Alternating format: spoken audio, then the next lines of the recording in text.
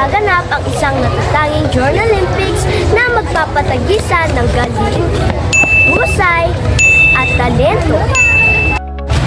Dito sa Lasam, matutunghayan natin ang tatak WCSA sa kanilang galing, husay, at talento sa larangan ng journalism. Sa araw na ito, hindi lang ang mga kabataan ang magpapakita ng kanilang kakayahan sa pagsusulat at pagbabalita.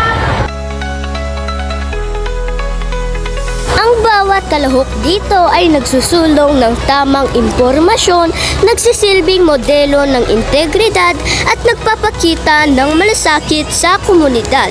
Ang kanilang mga kwento at paghahanda ay puno ng paninindigan sa kanilang mga salita, sa kanilang pagsusulat at sa kanilang mga desisyon bilang mga tagapaghatid ng balita. Ngayong araw, makikita natin kung paano ang mga batang mamamahayag ay hindi lamang nakatuon sa pagiging magaling, kundi pati na rin sa pagiging tapat sa kanilang responsibilidad na magbigay ng tumpak at makatarungang balita.